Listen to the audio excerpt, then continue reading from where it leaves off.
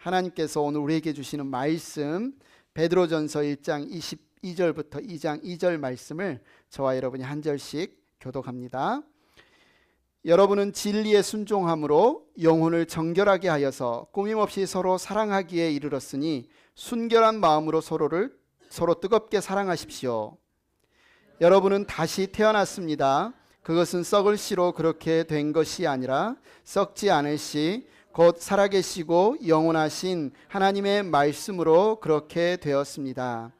모든 육체는 풀과 같고 그 모든 영광은 풀의 꽃과 같다. 풀은 마르고 꽃은 떨어지되 주님의 말씀은 영원히 있다. 이것이 여러분에게 복음으로 전해진 말씀입니다. 그러므로 여러분은 모든 악의와 모든 기만과 위선과 시기와 온갖 비방하는 말을 버리십시오. 갓난아기들처럼 순수하고 신령한 젖을 그리워하십시오. 여러분은 그것을 먹고 자라서 구원에 이르러야 합니다. 아멘.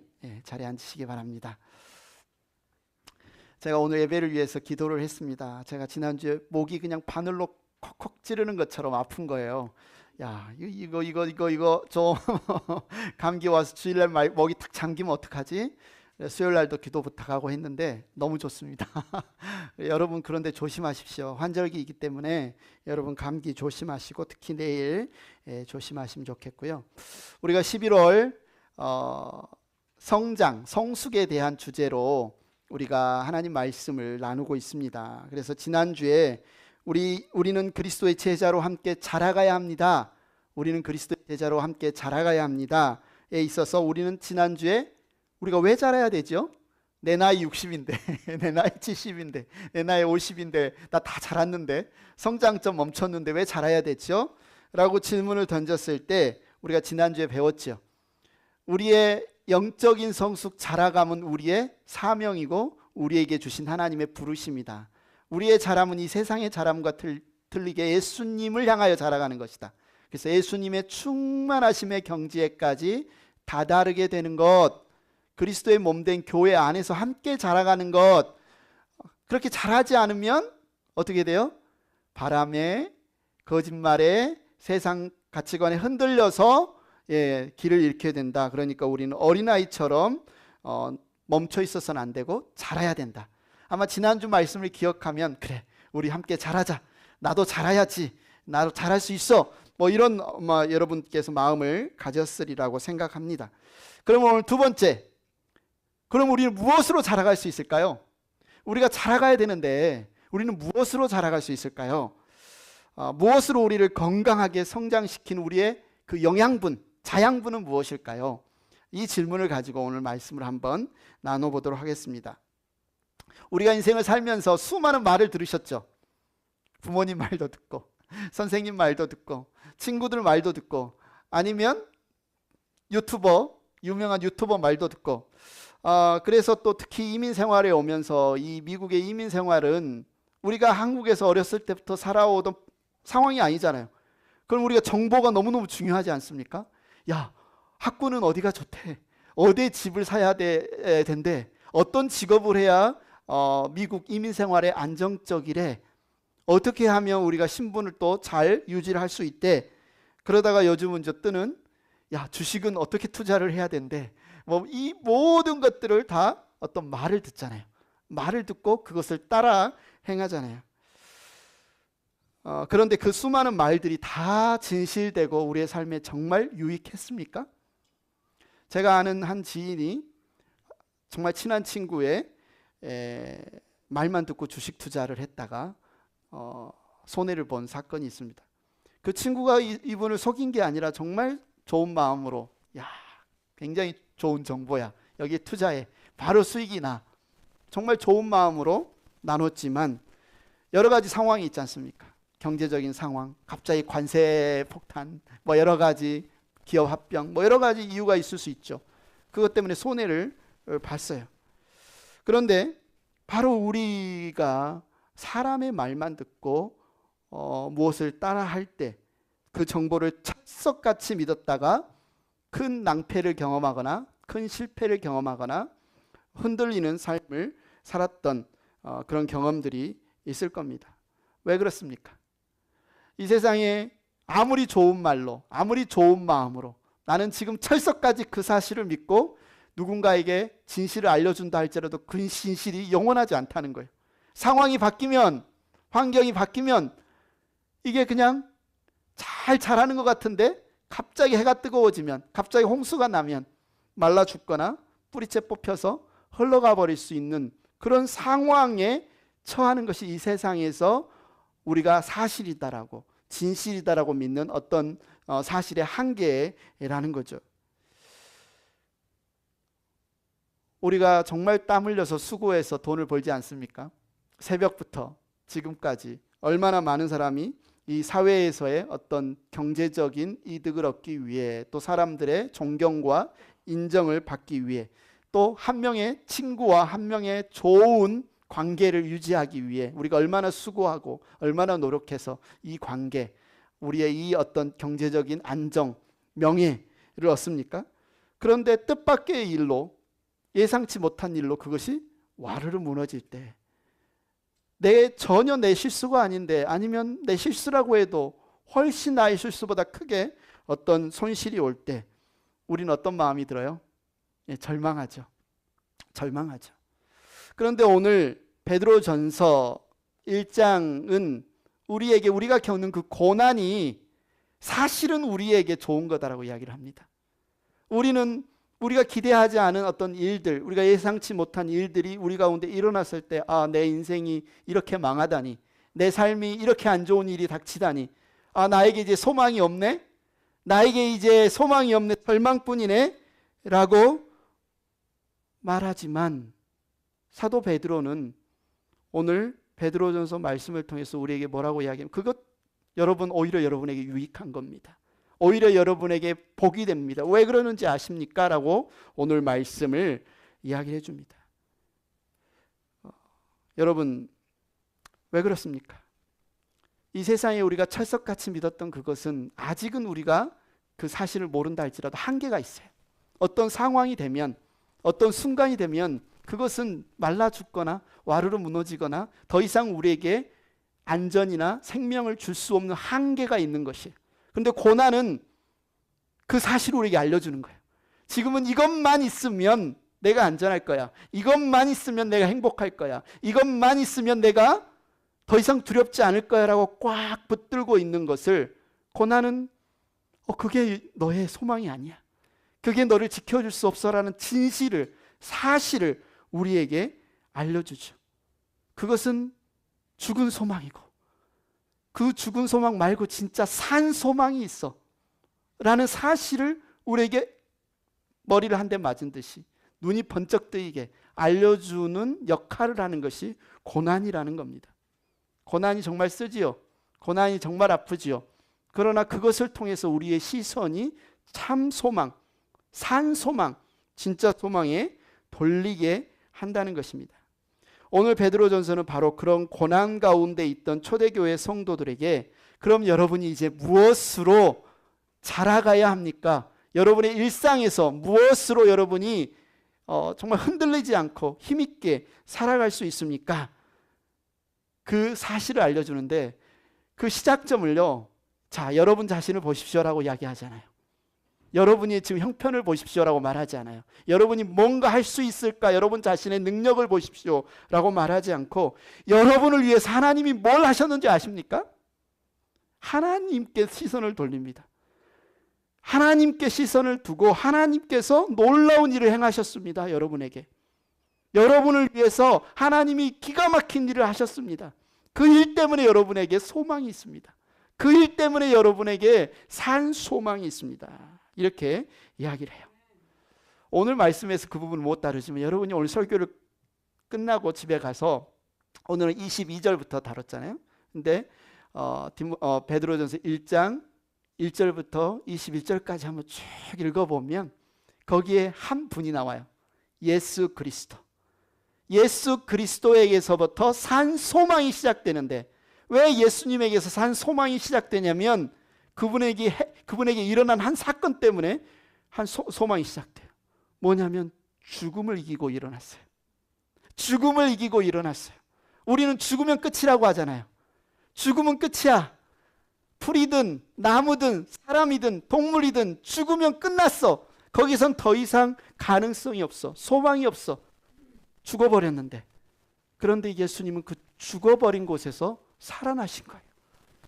하나님께서 아무것도 없는 곳에서 새로운 만물을 창조하듯이 예수님은 죽음을 이기고 살아나셨고, 그래서 예수님에게부터 시작된 것이 산 소망이다. 그래서 우리가 그 소망을 붙들고 있다. 왜냐하면 그 무엇도 그 소망을 없앨 수 없기 때문에, 그 소망을 빼앗아갈 수 없기 때문에, 심지어 죽음마저도. 그것을 오늘은 사도 베드로는 그것이 하나님의 말씀이다.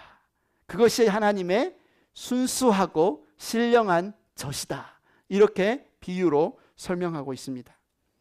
여러분, 우리는 무엇으로 자라갈 수 있습니까? 저와 여러분 자라가야 한다는 것을 분명히 지난주에 배웠는데 무엇으로 자라갈 수 있습니까? 말씀으로 자라갈 수 있습니다. 우리는 무엇으로 자라갈 수 있습니까? 하나님의 말씀으로 자라갈 수 있습니다. 여러분이 이 사실을 오늘 믿었으면 좋겠고 붙들었으면 좋겠고, 이것 때문에 여러분의 가슴이 뜨거워졌으면 좋겠습니다. 우리의 성장은 누가 일하심이에요? 하나님이 일하심이에요. 우리가 아무리 뛰고 아무리 뭡니까? 턱걸이를 한다고 해서 키가 늘어나는 게 아니에요. 예수님이 말하잖아요. 너의 키를 한 자나 키우게 할 수 있어? 우리에게서 일어나는 사건이 아니에요. 우리의 성장은 누구에게서부터 시작된다? 하나님에게서부터 시작된다. 하나님이 하시는 일이다. 첫 번째 22절부터 23절에 우리는 영원한 말씀으로 새 생명을 얻고 사랑을 실천할 수 있습니다. 우리는 영원한 말씀으로 새 생명을 얻고 사랑을 실천할 수 있습니다. 우리가 하나님의 말씀으로 자라갈 수 있는 이유는, 그 사실에 대해서 오늘 말씀은 분명하게 이렇게 이야기를 하고 있습니다. 먼저 23절 말씀 한번 읽어보겠습니다. 1장 23절 시작. 여러분은 다시 태어났습니다. 그것은 썩을 씨로 그렇게 된 것이 아니라 썩지 않을 씨, 곧 살아계시고 영원하신 하나님의 말씀으로 그렇게 되었습니다. 우리가 이것을 거듭났다, born again 뭐 이렇게 이야기하잖아요. 예수 믿고 다시 거듭났다, born again 크리스찬이다. 그런데 우리가 다시 태어난 것, 이것을 다른 부분에서는 하늘로부터 다시 나온 것, 이것이 어떻게 가능합니까? 어떻게 어제와 오늘의 우리가 똑같은 것 같은데 어떻게 우리가 다시 태어난 겁니까? 라고 질문한다면 오늘 말씀은 뭐라고 하냐면, 그것은 썩을 씨로 그렇게 된 것이 아니라 썩지 않을 씨, 곧 살아계시고 영원하신 하나님의 말씀으로 우리가 다시 태어났다. 이 말씀이 도대체 뭐길래, 이 말씀이 도대체 무슨 역할과 무슨 능력이 있길래 우리를 번어게인하게 만든다는 말입니까? 우리를 다시 태어나게 한다는 말입니까? 그럼 도대체 다시 태어난다는 말이 무슨 뜻입니까? 우리가 잘 아는 것처럼 다시 태어난다는 뜻은 예수를 믿고 우리의 모든 죄를 용서받고 새로운 생명을 얻고 하나님의 자녀가 된다라는 뜻이죠.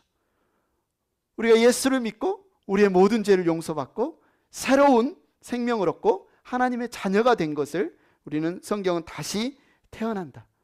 이것은 이전의 삶과 전혀 다른 삶이 시작된다.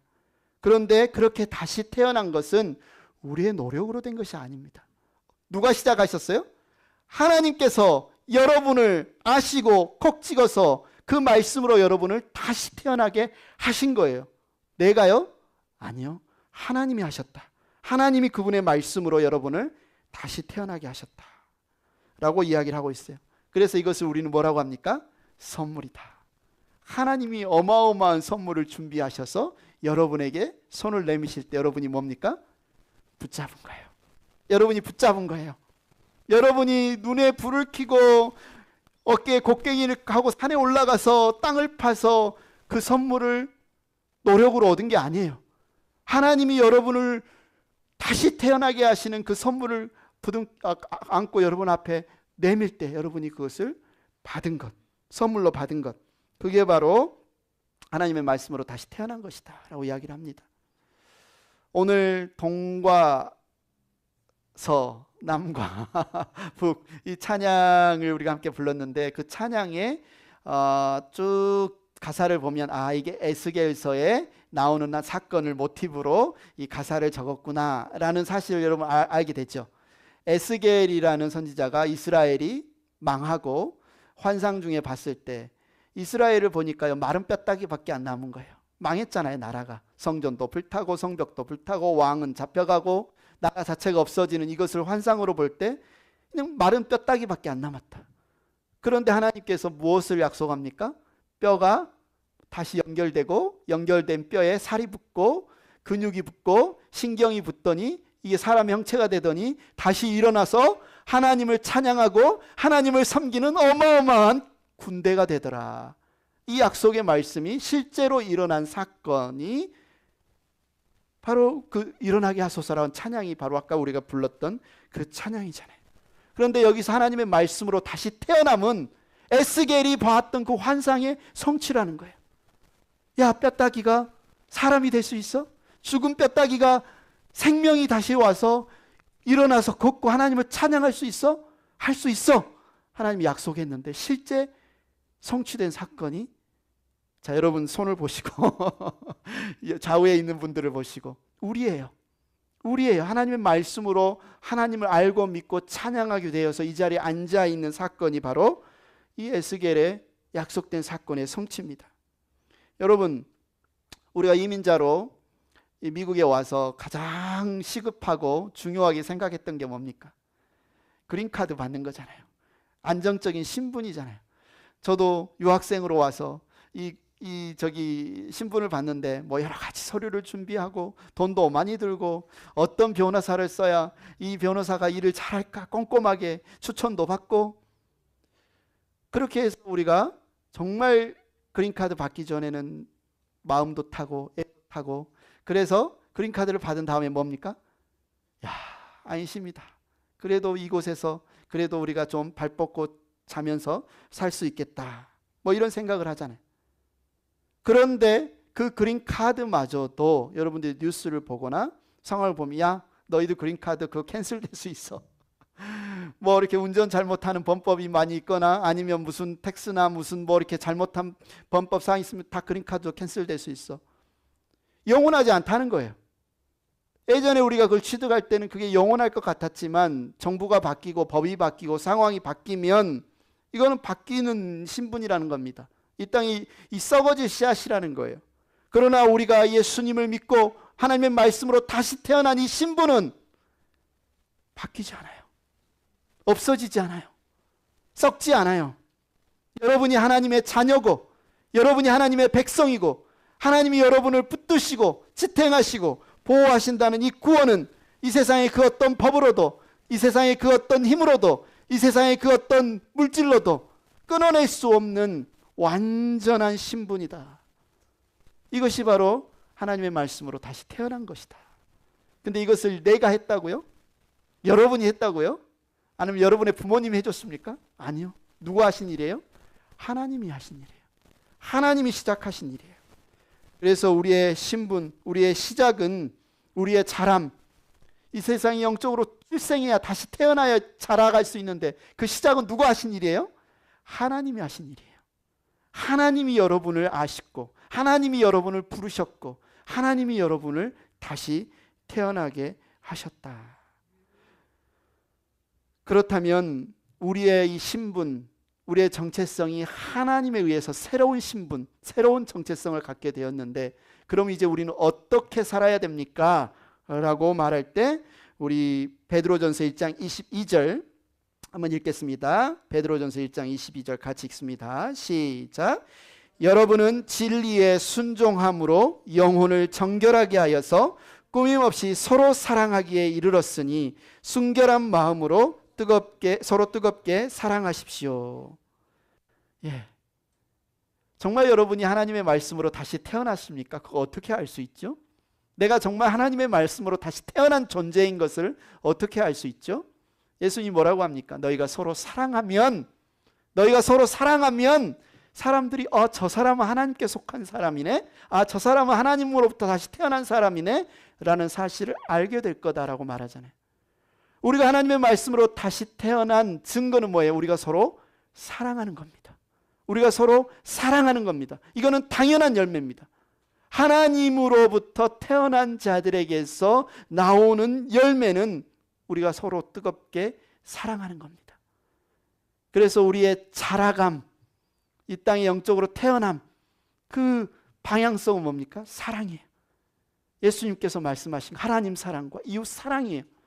그래서 우리가 하나님의 말씀을 듣고 순종하는 열매가 뭡니까? 라고 한다면 사랑이에요. 여러분 안에 사랑이, 뜨겁게 사랑하는 사랑이 자라가야 되는 겁니다. 자, 첫 번째, 우리의 자라감의 시작은 누가 시작한 거예요? 하나님이 시작한 거예요. 하나님이 시작한 거예요. 그러면 이처럼 우리에게 새 생명을 준 이 말씀이 과연 우리가 믿을 만한 말씀입니까? 우리가 이 땅을 살아오면서 얼마나 믿을 만하다고 생각했던 말을 많이 들었나요? 우리 아버지가 어렸을 때부터 그랬어요. 석인아, 열심히 공부해서 좋은 대학 가서 대기업에 들어가면 너 행복하게 살 수 있어. 저는 철석같이 믿었습니다. 이것이 내 인생의 가장 중요한 행복의 기준이라고. 나중에 알고 보니 아니더라고요. 나중에 알고 보니 그게 아니더라고요. 우리가 얼마나 살아가면서 수많은 믿을 만한, 신뢰할 만한 말을 들었어요. 나중에 보니 그게 신뢰할 만한 말이 아니라는 것을 알고 우리가 절망하고 실망하잖아요. 그런데 오늘 하나님의 이 말씀은 그러면 우리가 믿을 만한 말인가요? 오늘 우리가 하나님이 주신 이 말씀은 정말 신뢰할 만한 말인가요? 오늘 베드로는 24절 25절에 이사야 40장의 말씀을 인용해서 이야기를 하고 있습니다.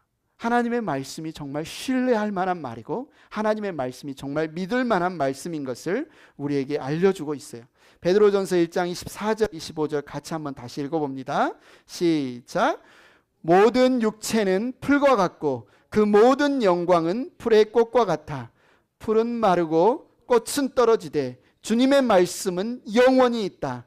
이것이 여러분에게 복음으로 전해진 말씀이다.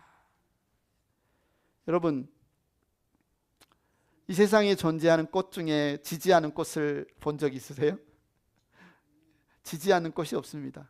이 세상의 그 어떤 영광도 화무 11홍이라고 하나요? 어떤 권세도 뭐 그런 있죠. 한자 성어. 이 세상의 모든 영광은 풀의 꽃과 같습니다. 이 세상의 모든 것들은 집니다. 그러나 마르지 않고 영원히 서 있는 것이 있는데 그게 뭐라고 말하는 거예요?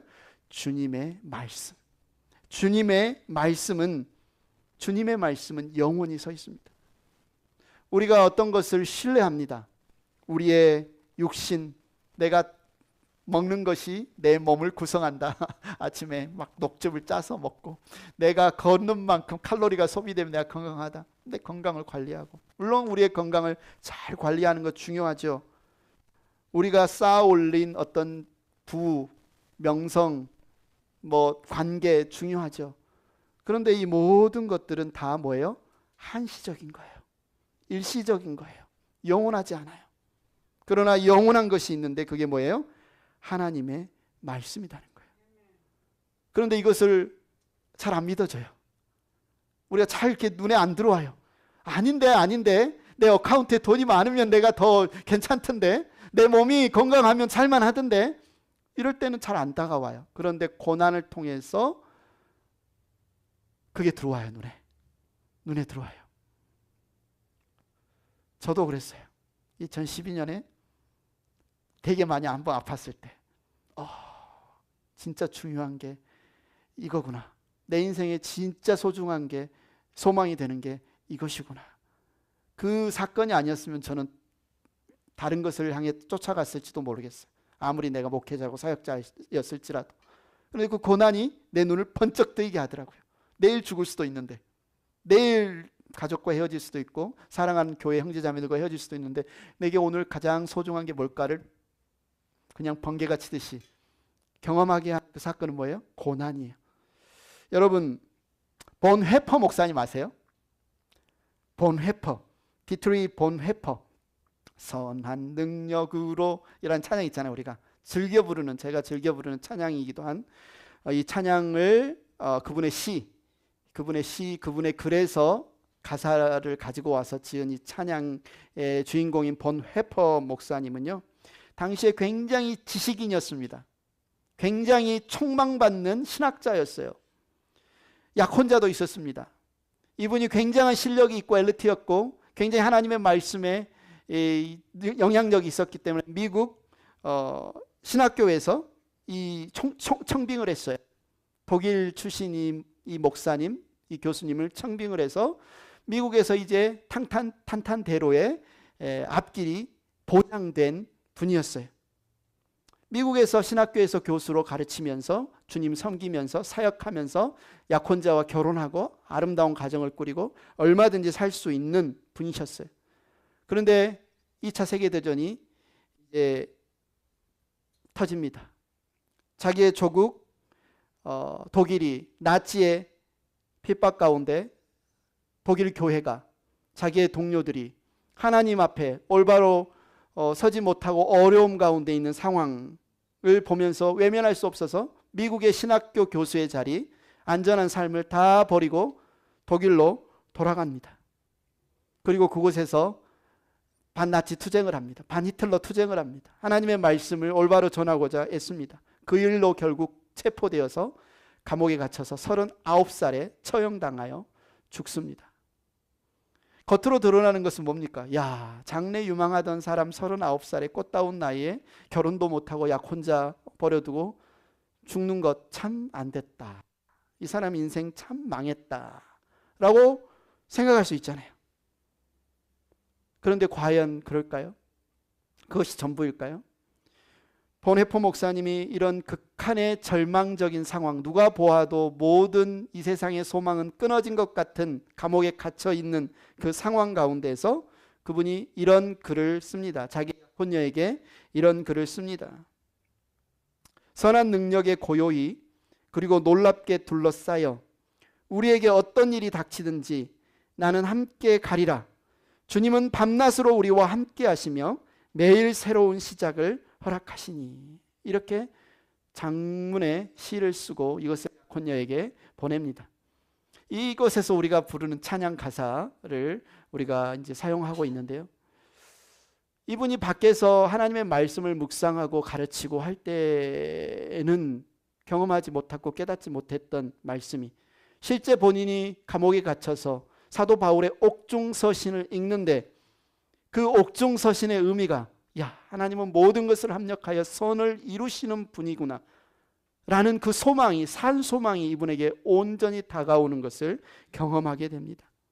이 고난이 본헤퍼 목사님에게는 모든 육체는 풀과 같고 그 모든 영광은 풀의 꽃과 같으니 풀은 마르고 꽃은 떨어지되 오직 주님의 말씀은 세세토록 있도다라는 이 산 소망을 온몸으로 경험하게 되는 사건이 되었다는 거죠. 겉으로 보면 39살에 정말 장래 유망한 하나님을 신실하게 섬기는 교수님, 목사님 인생이 너무 안 됐다라고 볼 수 있고 차라리 미국에서 하나님 말씀 잘 가르치고 사역 더 했으면 좋았지 않았을까라고 생각할 수 있지만 목사님의 이 삶을 통해서 어떤 일이 일어납니까? 2차 세계대전이 끝나고 황폐화된 독일 교회가 우리가 어떻게 나치 정권에 순응하며 협조하며 타협했던 것에서 돌이켜서 우리의 잘못을 회개하고 반성하고 그리스도를 따르는 온전한 삶으로 회복할 것인가의 기준 거울로 삼았던 목회자 중에 한 분이 본헤퍼 목사님이 되었다는 거죠. 쓸모없는 인생이었을까요? 독일 교회가 본질로 회복되어지는데 세상의 불의에 맞서는 예언자적인 역할을 한 인생이 본헤퍼 목사님이었다는 겁니다. 고난은요 유익합니다. 여러분 안 겪으면 좋을 것 같죠. 이런 일이 내게 안 일어나면 좋을 것 같죠.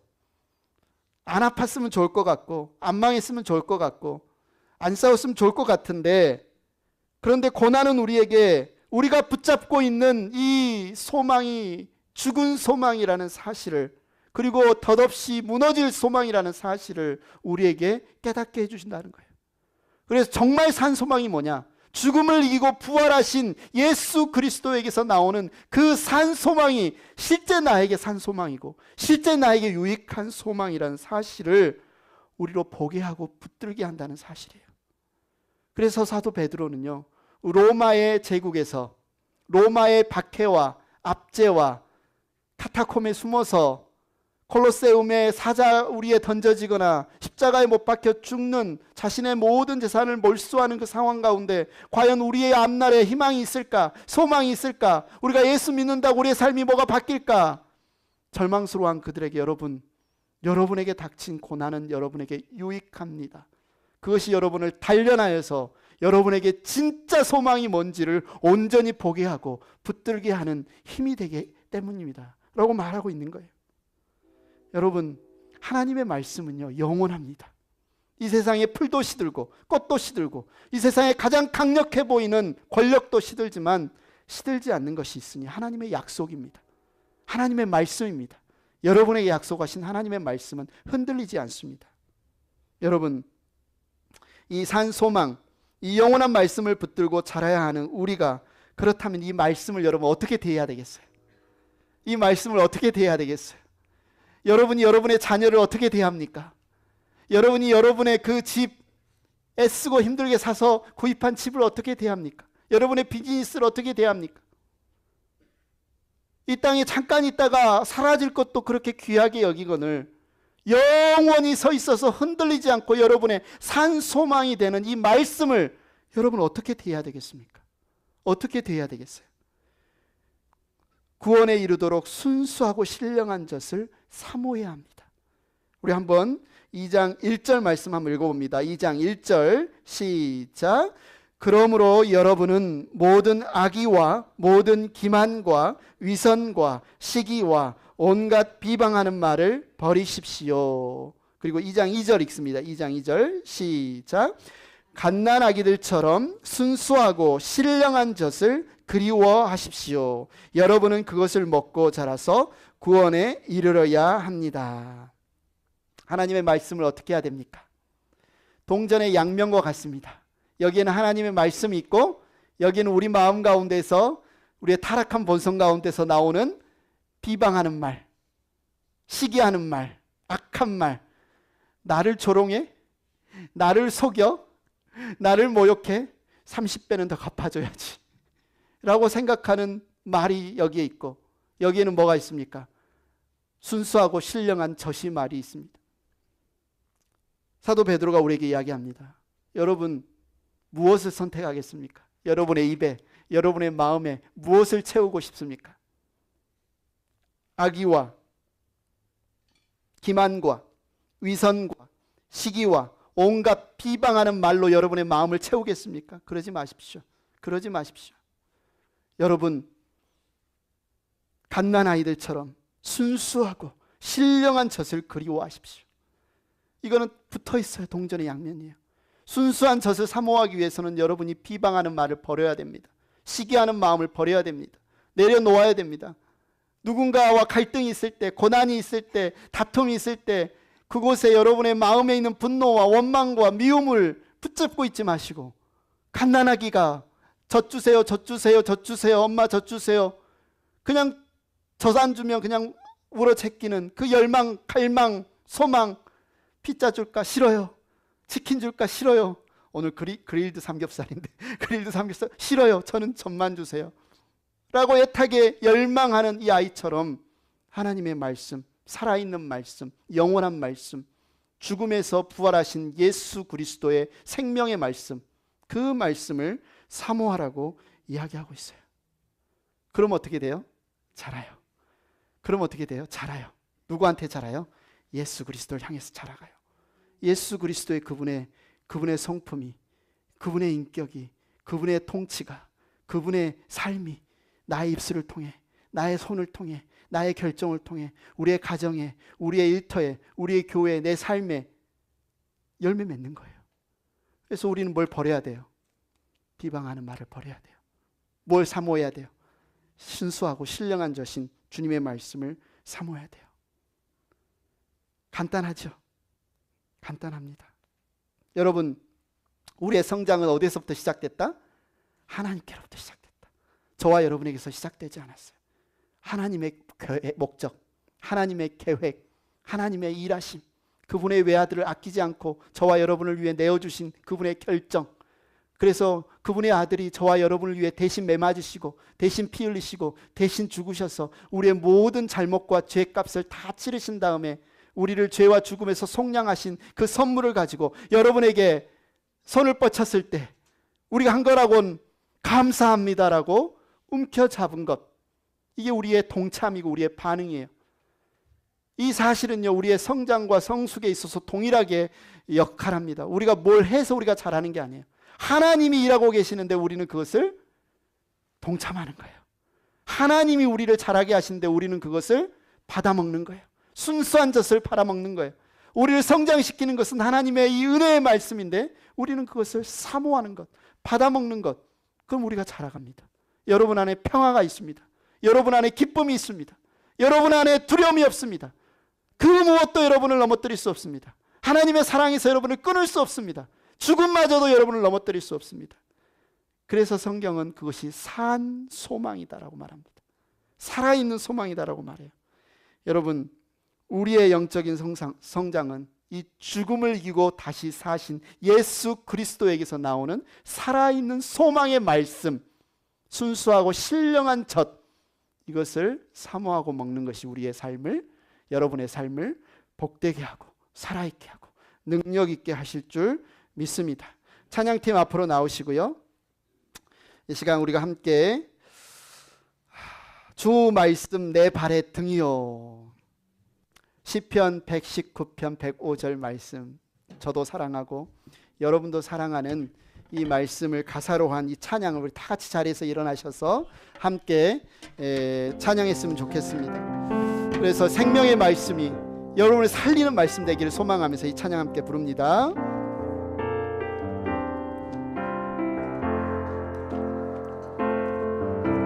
주 말씀 내 발의 등이요 나의 길의 빛이라. 아멘. 주 말씀 내 발의 등이요 나의 길의 빛이라. 길을 잃고서 나 두려울 때도 주님 항상 내 곁에, 주님 계시니 두려움 없네. 주 나와 함께 하소서.